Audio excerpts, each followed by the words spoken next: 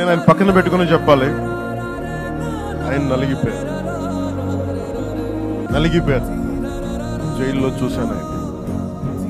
పాపం భువనేశ్వర్ గారి బాధను చూశాను. నేను అనుకున్నాను, అమ్మ మీరు కన్నీళ్ళు పెట్టకండి, మంచి రోజులు వస్తాయని చెప్పిన మంచి రోజులు వచ్చింది. వారికి మనస్ఫూర్తిగా వారికి నా హృదయపూర్వక శుభాకాంక్షలు. మీరు అద్భుతమైన పాలన ఇవ్వాలి అందరికీ మనస్ఫూర్తిగా మీకు నేను తెలియజేసుకున్నాను.